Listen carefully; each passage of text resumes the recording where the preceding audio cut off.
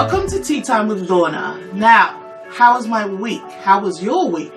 This week was wild and crazy. I went out with friends, we had fun, went to the movies, saw some great movies.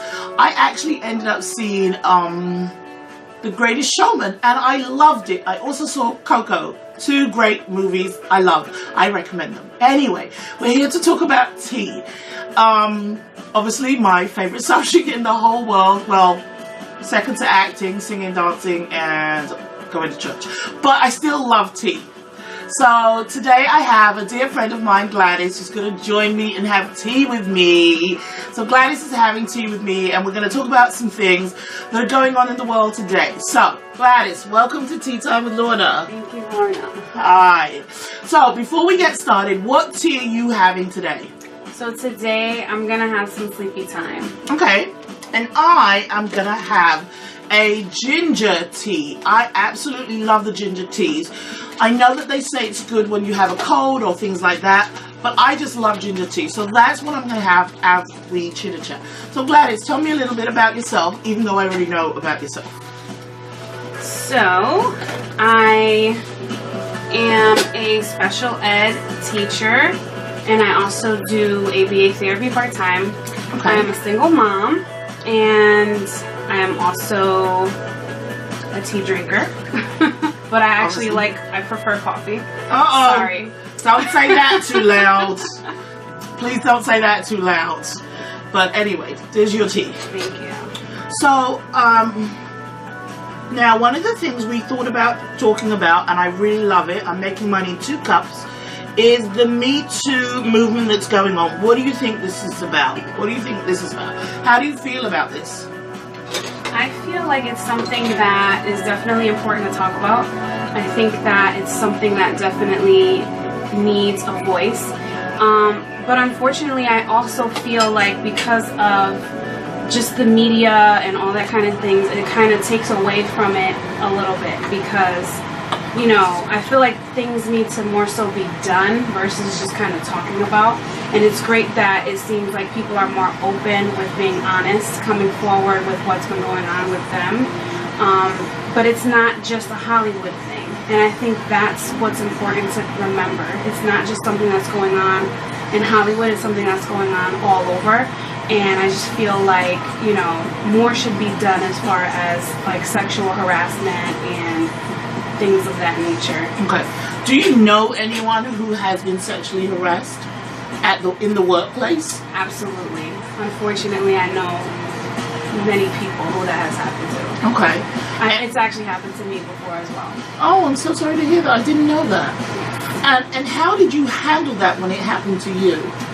So it happened to me when I basically got my first job. And I was really young, so I was kind of scared. But what I did was, you know, once I realized that it was inappropriate what was going on, it wasn't just like joking or it wasn't just like, you know, I was feeling uncomfortable. I spoke with a man. First I spoke with another coworker who I felt comfortable talking to. Okay. And then I spoke with the manager and they took care of it for me right away. And what became of the person that was harassing you? Honestly, I'm really not sure. I'm not sure if that person got fired or if they just put them in another store. Okay. But I didn't have to interact with that person anymore, which made me feel a lot more comfortable. And I really appreciated the way the manager, you know, like, it worked swiftly. And I appreciated the way that my friend gave, even though he was young too, gave me the advice and the assurance, like, you know, you need to talk to somebody about this, you know, give them, you know, whatever it is that you have to show that things are kind of being inappropriate and things like that. And yeah. Okay, excellent. I don't want to change the subject, but I'm enjoying this, using these cups. Tell me, where did you get this set from? This is absolutely gorgeous. Well, it was a gift, actually. Okay. So from? Yes, from my dad. Okay. That's it? That's Just it. It was a gift from my father. I really gorgeous. love it. I think it's super cute. I'm not really the type to use a tea set, so I'm really happy that I actually have one. Yes. And now that you're here, I feel like maybe I might invest in another one. something a little bit more, something a little bit more classic with maybe like bigger cups. It's okay. But I think this is super cute because it's all of this stuff is made in Japan. Okay. So it's like authentic. You know, it's that vibe. You know what I mean? I think it's lovely. I absolutely love it. So even though the cups are small, I'm actually really enjoying using them. And it's been on my list of things to buy, something like this. I saw a couple of sets that I was going to purchase for the show, and I didn't end up getting it. But that's my error. I mean, I definitely am going to get something because I love these. I love these. I'm glad I got to use them. This is actually my first time using them, so thank you. You're welcome for giving me that opportunity. So back to the Me Too movement. Did you, when the hashtag came out, did you do the hashtag, or did you keep what happened to you to yourself, or did you share it, with the exception of this guy, did you share it with anyone else? Because you said you were young at the time. Right. What about your parents? Did you tell your parents? Did you tell anyone? I don't think I did. I don't remember if I did, but I don't think I did. It's so embarrassing, and I feel like that's why this movement is so important, because it's something that you just don't even want to talk about. You know what I mean? Like, you just kind of want to act like it didn't happen or whatever. And luckily for me, it wasn't something that was like physical, where a lot of, you know, people are coming forward where they've been like assaulted or raped and things of that nature, which is like even worse, and I can't even imagine, you know, being in that situation. But I just remember kind of handling it at work and kind of just trying to like let it go. But I do remember like just being really scared, like when I would leave, because I would work late, leaving, going to my car and stuff like that. So, you know. I have to say, I had a situation myself, also at a job with a manager when I first moved here from England, and I was working in Manhattan, and this manager asked me out on a date, and I said I was not interested, and he kept harassing me, and until he said, if you don't go out with me, I'm gonna fire you. Wow. And I didn't even know what to do, because again, I didn't want to get fired, I didn't want to lose my job. It was my first, either my first or my second job in this country, and I knew he was harassing me, but I didn't know there was something called sexual harassment, and I didn't know sexual harassment was illegal. So I didn't know what to do, and I didn't tell anyone at my job. I actually agreed to go out with him because I didn't know what else to do. I actually literally agreed. I said, okay, I'll go out with you. Luckily for me, I ended up walking away from the job before the date, like 2 days before, because I didn't want to go out with him, but I didn't know what else to do. So for me, my solution was eventually just to quit the job. Now that is not the solution for everyone, because most people, you know, you have a job because you need the money. I'm not saying I didn't need the money. I'm saying I was confused and lost as to how to solve that problem. So my solution at that point was just to walk away and just to find something else. So I'm also proud of those women who have come forward and claimed their self-righteousness back, claimed back some what was taken from them by those people who harassed them in whatever form it was. So I'm very proud of them. And I'm glad to be able to say, yeah, I was a Me Too person.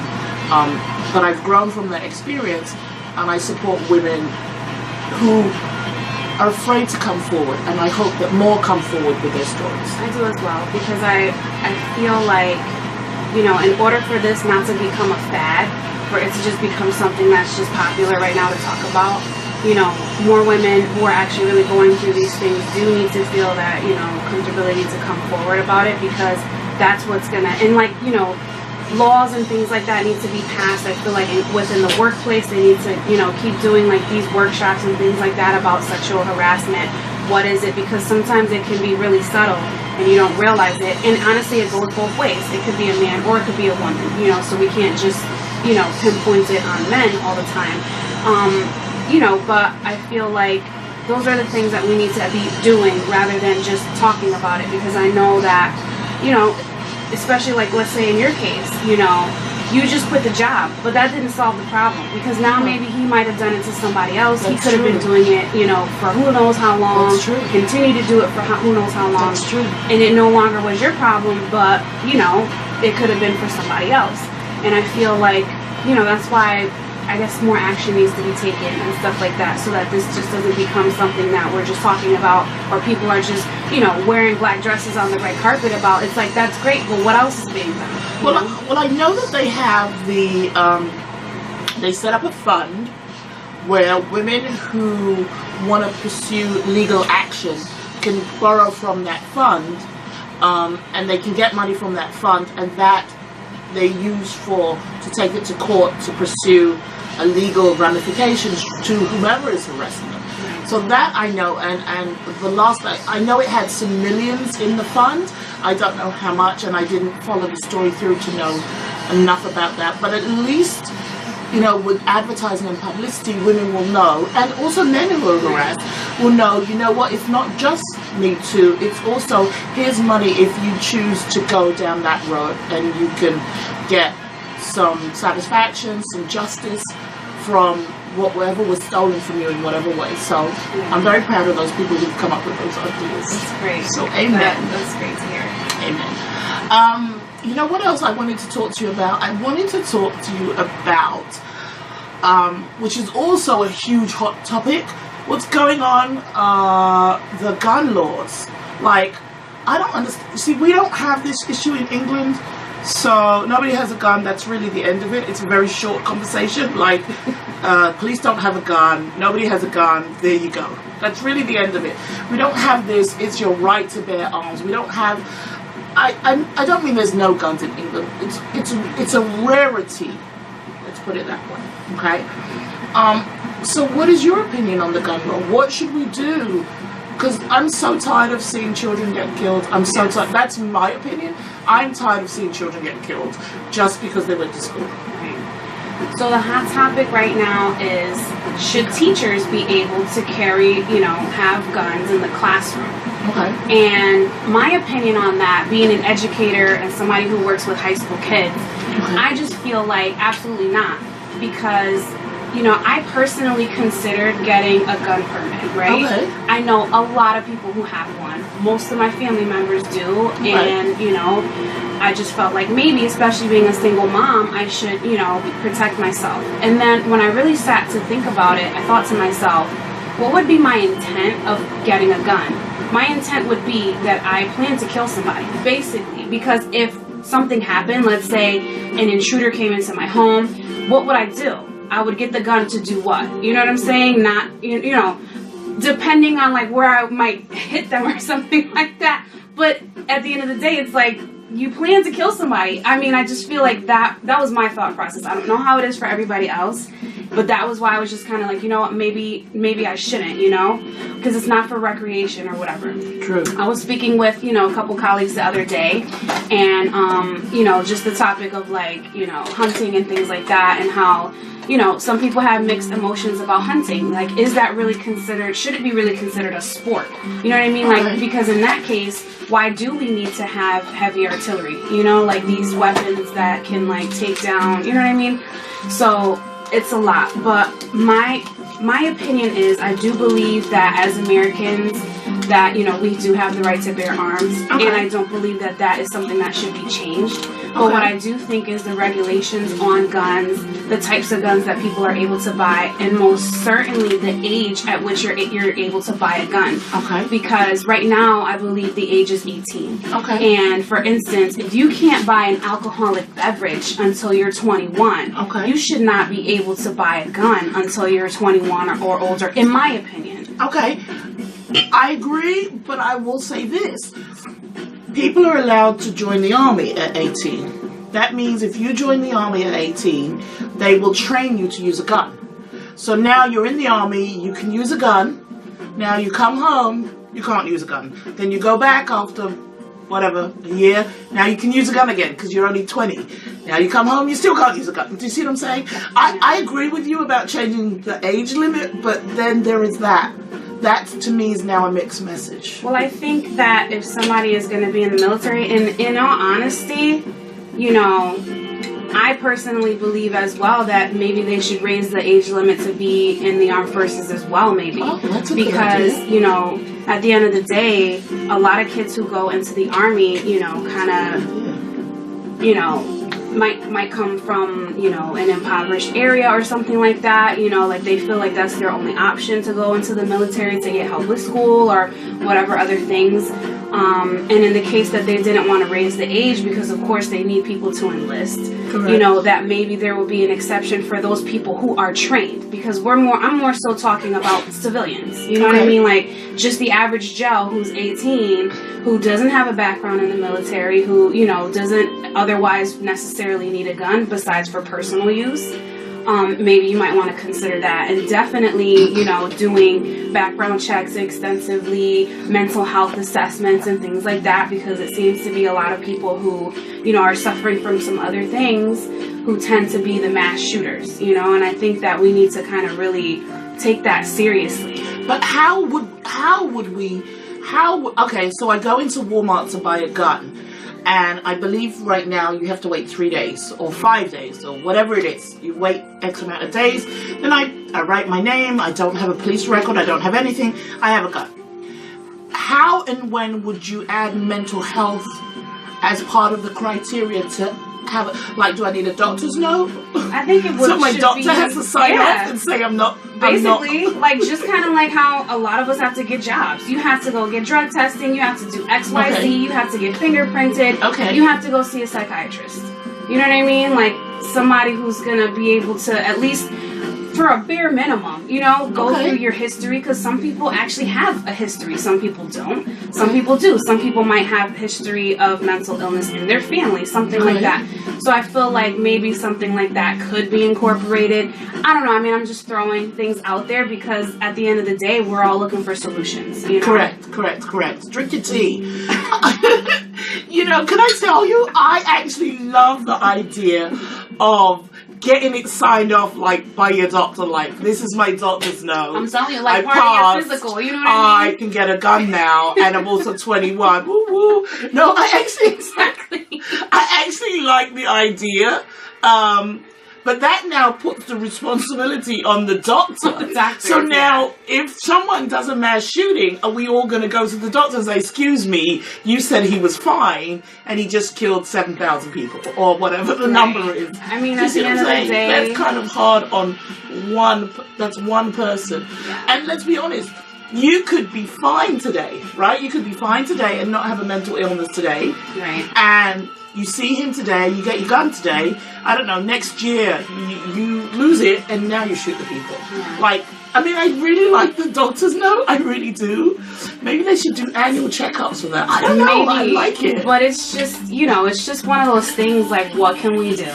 You know what I mean? Like, how can we make the situation a little bit better? And being a mental health professional myself, in a sense, you know, we see that, you know what I mean? Like, for the most part, and when, even just watching the news, with a lot of these people who are, you know, the facilitators of these mass shootings, it seems like there's always something that either, you know, people missed or they just didn't know what to do about it, or whatever the case may be, but there was always some kind of hint. Like, it's not usually it's not just random. like randomly. But don't you think that some of these people are just evil? Like, some of them, it's not mental health, they're just evil. Like, they're just evil. Hannibal Lecter was just evil. I'm using him. He didn't kill mass shootings. But do you know what I mean? Like, my personal opinion is, I don't believe they're all mental health. No, I don't believe they're all mental health. I think they can cry mental health because that will help you if you're alive at the end of this with whatever the prison situation is. But I think a lot of them are they're just daggone evil people. And they're like, I'm bored today, so I think I will go kill 20 people. Or maybe they don't have a number in mind. I don't know how it works. Right. Do you see what I'm saying? Because I think the guy in Las Vegas, I don't think he was mental. I think he just, maybe he didn't like country music. I don't know. Maybe he didn't like country music. And I don't know. I'm not trying to laugh about the subject. But I don't think he... And again, it's my opinion. I just think, because did they kill him in the end, or is he alive? I don't remember. He's dead. Somebody killed him? I think he's dead. Okay. But I'm not sure. Don't quote me. Yeah, but I just feel like, you know, that much planning to me, that says that you were of clear mind to go buy 17 guns, Right. not shoot yourself, right? Get enough bullets, because you've figured that out, right? Pack them in a bag of some sort, or somehow you got them to wherever you needed to get them. So to me, that's all clarity. There's all clarity there. And then you knew that you were going to do it at 10 or whatever time you felt you were going to do it. To me, a person with mental health might be, you went to sleep one day, maybe you shot everyone in the family, like because your mum said something you didn't like. I can understand that because to me that's not organized. That's not necessarily an organized activity, for want of a better word. I don't know if that's even the right word. Do you know what I mean? I don't know. Maybe I'm wrong. That my opinion is kind of coming off of a recent visit that my class took to the state police. Okay. And, you know, just talking with the state trooper and what he had to go through as far as his training and things like that to become a state trooper, mental health assessment was part of it. Oh. And I thought that was really, like, intriguing because it's like, wow, you know what I mean? Like, and when you think about it, there's not as many, like, cops who are doing certain things like that. I mean, there's a whole nother story on, you know, other issues with police and stuff like that. Mm-hmm. But I just thought that was kind of interesting, you know, that in order to become, you know, a state police officer, they had to go through, like, this rigorous training and all these different types of tests. I think police have to go through mental health as well. Yes, they so do. I think that is an excellent point, that we need to advocate for mental health assessment prior to gun ownership. That sounds like a Facebook post right there. Yes, it does. Definitely something to talk about, right? And on a much, much lighter note, Thank you. on a much, much lighter note, since we talked about the Me Too movement, and you know, we just had International Women's Day last week. Yes. What is going on that now we have all these women deciding they're going to breastfeed in public and just dropping whatever they're wearing to breastfeed in public? Like, I'm not against it, but I'm like, this is a restaurant, maybe we should cover more, or I don't know. Okay. Go ahead. So, I know this. Right? Like, as someone who personally breastfed, Okay. I feel like it just shouldn't be such a big deal. I really don't. And I feel like, yeah, as a woman, maybe if you have to do it in public, maybe you should put a little bit more effort to cover up a bit more, because there are certainly all types of products out there, and like, you know, like slings and different types of like clothing, all types of stuff that can help you to conceal what you're doing a little bit better. But in general, I just kind of feel like it's an American thing that we're just so like, oh my gosh, about it, because, you know, speaking with some colleagues, they're just like, you know, in other countries it's not really that serious. It's kind of like whatever, you know, like, you know, your baby's crying, you just, you know, it's something to like feed your child at the end of the day. It's not something to, you know, it's not supposed to be something like sexually explicit. And here we're just like so crazy about any type of, which I feel like is ridiculous, because we live in a sexually driven society. Okay. Everything, sex sells, right? Yes. So the advertisement on the side of the bus can be basically two nude people, right? But you see a mom breastfeeding and it's like so taboo. I'm like, just like, it it makes no sense at all. But that's what's happening in our world. You know what I mean? Yes. But, you know, the funny thing is, I agree. If a mother needs to breastfeed, she should be able to breastfeed. She should not have to walk out of a restaurant and hide herself in the middle of nowhere so that nobody sees her left breast because her child is hungry. I agree. But and so therefore I don't feel that women have to cover up. We know what's going on. We all know that babies drink from their mother. This is not a secret. There should be no surprise. Most of us were breastfed. How do we suppose that happened if our mother didn't do it? I mean, right. And you gotta think too, like even like back in the days, not really even that super long ago. I mean, we didn't have all these different things, formulas and this and that. So it's just kind of like, what would happen if a mom was out and about and her baby was hungry? Exactly. But that's the same with buying those slings and things. We didn't have those 20 years ago. So what choice did mothers have other than to, you know, try their best with a button and a sleeve and try not to jangle the child when they're trying to eat, for goodness sake. You know, it's like those people who look at children funny when they cry in a restaurant. We're all eating. This kid needs to eat also. Exactly. What would you have me do? Leave him in the pram until he stops crying? Like, yeah. So I think we're both in agreement there. We're okay with women breastfeeding in public, whether they have a sling, a sleeve, or a cover-up. I don't care. It doesn't bother me. But maybe because we have both been breastfeeding mothers, maybe that's why we feel that way. I don't know. I mean, is the people that are complaining, I'm curious to know, are they mostly men? Or are they mostly other women? What we spoke about the other day was the fact that it was like a male who, and there was like this big lawsuit about, you know, him basically becoming aroused over, you know, this, and that's why it was so inappropriate and this and that. And then it's just kind of like, seriously, like, for one, I feel like that's kind of gross because it's not a sexual nature type of thing. So why didn't he remove himself? Exactly, and that's the other thing. If he had an issue. Why keep watching? Like, if it bothers you, look away. I mean, that's what we do, right? If we don't like something, we don't want to hear it, we don't want to see it, we don't want to smell it, walk away. Just walk away and just go on about your business, you know? But everybody has an opinion at the end of the day, you know? Well, I have to say, I completely agree. If it bothers you that much, walk away. But remember that you had a mother, and you might have a sister, you might have aunts, and somehow they did it to their children, and that's how we all got here. Well, that's how we all fed, and that's what we did. Yes. It's more natural for your child, and it's absolutely healthier for your child to drink breast milk than to drink formula. And you know, it's hard to pump and things like that sometimes, you know. So well, Gladys, thank you for being my guest on the show, sweetie. Thank you so much for having me. Thank you so much. I have really enjoyed having you. So, folks, that's all we have time for. I'm so sorry we couldn't continue this conversation because Gladys and I always have so much to talk about. Today it's breastfeeding and gun control. Next week it may be makeup and tiaras. Who knows? We always have so much to talk about when we get together. Actually, one of the things I do want to talk to her about is shoes, because she always has fabulous shoes.